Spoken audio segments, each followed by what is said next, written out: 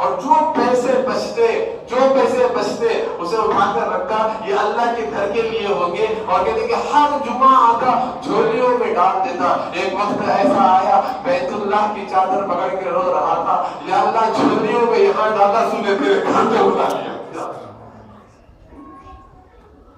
جھولیوں میں تمہیں یہاں ڈالا، پیاز بیچنے والا۔ تو میرا عرض کرنا یہ ہے میرے دوستوں، اصل مسئلہ یہ ہے کہ ہمارے دلوں کے اندر ایک خوشی ہونی چاہیے کہ آج یہ گھر اللہ کا آباد ہوا ہے، مگر ضروری بات میں عرض کرنی یہ ہے کہ بے قدر کرے، مسجد تو بن گئی ہے، جیسا کہ علامہ اقبال نے کہا ہے، مسجد تو بنا دی شب بھر میں ایمان کی حرارت والوں نے، ورنہ اپنا پرانا پاپی ہے برسوں سے نمازی لگتا ہے۔ اس زمانے میں علامہ اقبال نے فرمایا تھا رحمۃ اللہ تعالیٰ علیہ، اس لیے نمازی آباد رکھے مسجد کو، سارے محلہ جیسے ایسے محسوس ہو جیسے مکے میں اذان ہوتی ہے تو سارے دکان بند، سارے لوگ مسجد کی طرف دوڑے آ رہے ہیں، سارا مسجد آ جائیں سارے، ایسے نہ ہو کہ بھئی آج تو ماشاءاللہ جمع ہو گئے، آج تو ماشاءاللہ پکوان پکا ہوا ہے، دعوت آج ہے، ایسے نہیں، بلکہ مسجد کے عادی بنو۔ مومن کی علامت ہے مسجد کا عادی بننا، بار بار مسجد کو آنا، یہ ایک مومن ہونے کی علامت ہے۔ تو آدمی اپنے اندر یہ سوچنا چاہیے کہ میں کس طریقے سے میں مسجد کے اندر آنے والا بنوں، ایسا نہ ہو میرے محترم مسجد دوستوں، ناقدری نہ ہو جائے، کہیں یہ ہمارے لیے حجت نہ بن جائے، یہ زمین حجت نہ بنے، یہ دیوار حجت نہ بنے، یہ مسجد کا ذرہ ذرہ اللہ کے سامنے حجت نہ بنے۔ کل میرے دوستوں ہر زمین کو ہر چیز گواہ بنے گی، آدمی کا ہاتھ بھی گواہ بنے گا، اس کی آنکھ بھی گواہ بنے گی، زبان بھی گواہ بنے گی، پیر بھی گواہ بنے گا۔ اللہ کے گھر کو آتے جاتے رہو، اللہ اکبر۔ صحابہ تو ایسے آتے تھے اس گھر میں، حضرت عثمان غنی رضی اللہ عنہ کا چہرہ پیلا ہو جاتا، زرد ہو جاتا، اور کہتے ہیں کہ بے ہوش ہو جاتے، کہنے لگے اس گھر پہ جا رہا ہوں کہ یہ گستاخی نہ ہو جائے۔ بڑے ادب سے آتے مسجد کے اندر، آوازیں نہیں کرتے، اور کہتے کہ چیخ و پکار نہیں کرتے مسجد میں، دنیا کی باتیں نہیں کرتے۔ حالانکہ حدیث میں آیا ہے جو آدمی دنیا کی باتیں مسجد میں کرتا ہے وہ قیامت کی علامتوں میں سے ایک علامت ہے۔ کہتے کہ اتنا بڑا اللہ کا گھر، اس کے اندر اس گھر کی جو ہے عادت ڈالے، اور ہمیشہ مسجد کے اندر عبادتوں کے ساتھ، قرآن پاک کی تلاوت کے ساتھ، ذکر و اذکار کے ساتھ، دعوت و تبلیغ کی محنت کے ساتھ، ہر گھر ہر فرد تک پہنچ کر لوگوں کو اللہ کے گھر سے جوڑنے کی اس مسجد سے محنت کر جو ہے سارے لوگوں کو اس طریقے سے جمع کرے کہ میرے محترم عزیز دوستوں، ہر آنے والا اپنی جب بھی کوئی چیز، یہ جتنی بیماریاں وبائیں سن رہے ہیں نا، جتنی بیماریاں ہیں، آدمی ڈرا ہوا ہے، مایوس ہے، اور بیچارہ کبھی مایوس ہے نا، میں کہتا ہوں اس دروازے پہ آ جاؤ، کرواتے ہیں کہ شفا تو یہاں خزانوں سے ملتی ہے، یہی تو ملتی ہے نا۔ میں تو اس لیے عرض کرتا ہوں جتنا ڈاکٹروں کی دواؤں کا یقین ہے، اتنا حضور کی سنتوں کا یقین آ جائے، دنیا سے ولی بن کے چلا جائے گا۔ دنیا سے کیا بن کے چلا جائے گا؟ ولی بن کے چلا جائے گا۔ ایک صحابہ کی جماعت گئی، ابو سعید خدری رضی اللہ عنہ فرماتے ہیں کہ گئے، اور جانے کے بعد دیکھا کہ اس گاؤں والوں نے کوئی مہمان نوازی نہیں کی، مہمان نوازی نہیں کی اس گاؤں والوں نے۔ بڑے اس زمانے میں ہوٹل وغیرہ نہیں ہوتے تھے، انہوں نے کہا کوئی چیز خریدنا بھی چاہتے ہیں تو کوئی چیز نہیں ملی وہاں پر، بیچارے فاقے میں تھے صحابہ، وہاں پر قیام کیا تھا، قبیلہ تھا۔ اچانک ایک آدمی لوٹتا ہوا آیا اور کہا حضرت ہمارے سردار کو بچھو نے کاٹ لیا، کوئی ہے اس کے علاج کرنے والا؟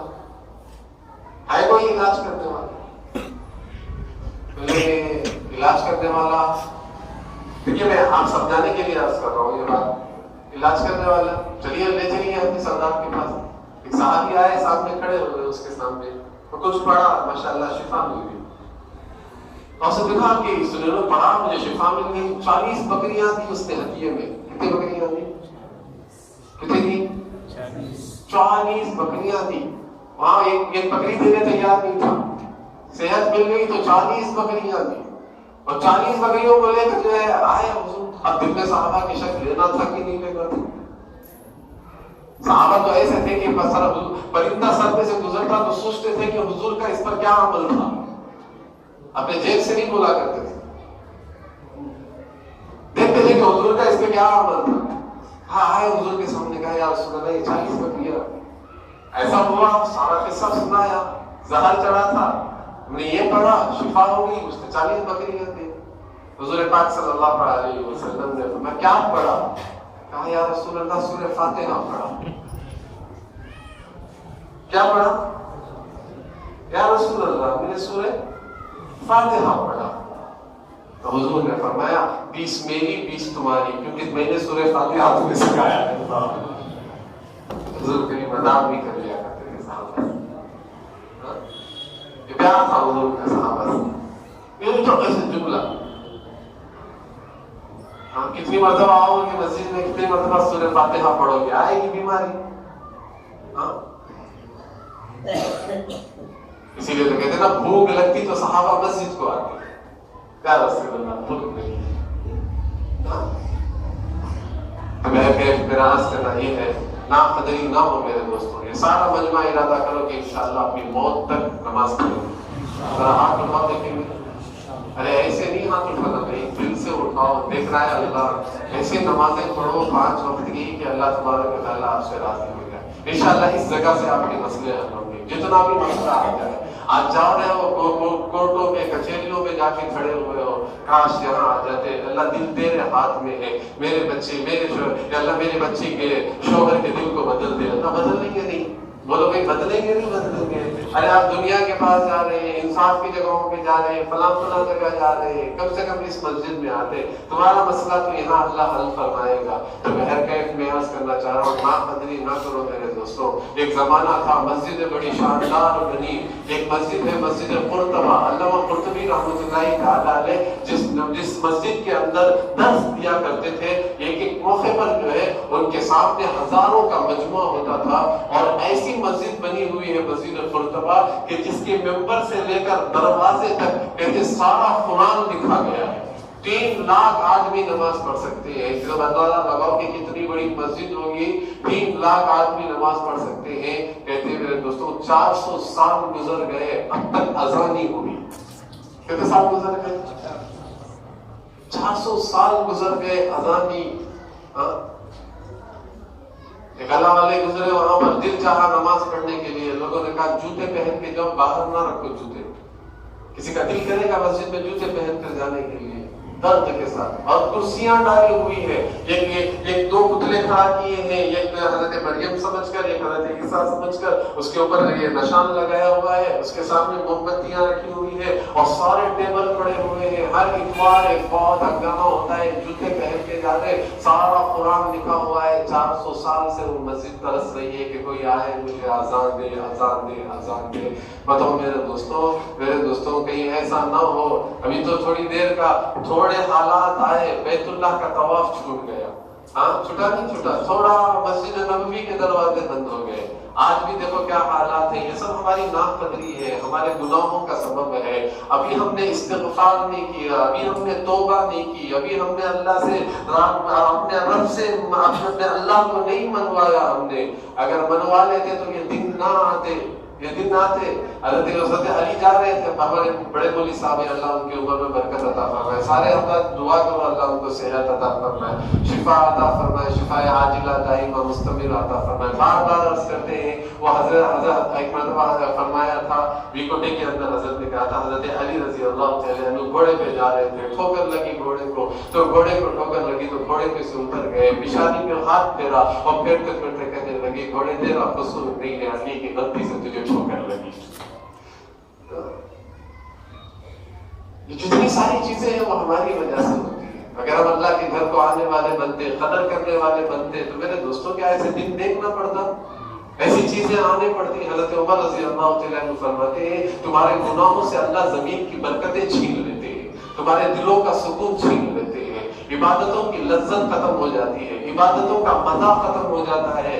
حالانکہ اللہ اکبر, ایک بات تو حضرت عثمان غنی رضی اللہ تعالیٰ عنہ بیٹھے ہوئے تھے, ایک آدمی آیا تو حضرت عثمان غنی نے کہا تم چلے جاؤ تو اس نے کہا میں نے کیا قصور کیا ہے, گناہ کر کے آئے ہو, کیا گناہ کیا, آنکھ کا زنا کر کے آئے ہو. کہنے لگے حضرت میں آ رہا تھا نظر پڑ گئی اس لیے چلے جاؤ. کسی نے کہا حضرت آپ نے اسے بھیج دیا. کہا اگر اسے روک لیتا تو اس کی گناہ کی نحوست سے اللہ کی رحمتیں دور ہو جاتی. آج اللہ کیوں ناراض ہے؟ ہم نے مسجدوں کے دروازے چھوڑ دیے. جمعہ میں ایک مرتبہ ہم آتے ہیں, وہ بھی پانی کھانے کو کب آتے اس کا تو برابر یہ ہوتا ہے بس امام صاحب ممبر کو پھٹنا خطبہ دے دیں. آدمی گھام بیٹھے رہتی آواز مہنگا جاتی مہنگا کہ تو برابر امام صاحب الحمدللہ کہتی شروع ہو جاتے آپ کو وضوع. بعض آدمی تو نماز کھڑی رہتے آپ کو وضوع بناتے ہی رہتی. یہ حال آج امت کا. بتاؤ میرے دوستوں حل ہو گیا ہمارے مسئلے. اس لیے مسجد تو بنی ہے, سارے محلے والے جو ہے اس مسجد کو آباد رکھے, یہاں دعوت کی محنت سے آباد رکھے, تلاوت سے آباد رکھے. اور میرے دوستوں قرآن پاک کے پڑھنے میں ہمیشہ جو ہے مسجد آباد رہے, مسجد بند نہ ہو, بلکہ یہ اللہ کے یعنی اعمال سے مسجد کو آباد کرنا ہے. ورنہ میرے دوستوں اللہ نہ کرے ایک وقت آئے گا, ہمارے بہت بڑے اللہ والے عرض کر رہے تھے, ایک وقت آئے گا آدمی مسجد کو جانا چاہے گا نہیں جا سکے گا. وہ دن دیکھے نہیں دیکھے ہوگے, گئے اور آپ دیکھے نہیں دیکھے, جانا چاہ رہے تھے مگر جا نہیں سکے. وہ یعنی قرآن پڑھنا چاہ رہے تھے پڑھ نہیں سکے. کبھی زندگی میں رمضان تراویح وغیرہ ساری چیزیں کبھی سوچ کے دیکھو تنہائی میں بیٹھ کے نہ دیکھو. یہ سب میرے دوستوں یہ کسی وبا یا کسی نہیں, سب سے پہلے آدمی کو اپنے اندر سوچنا چاہیے کہ میں قصوروار ہوں.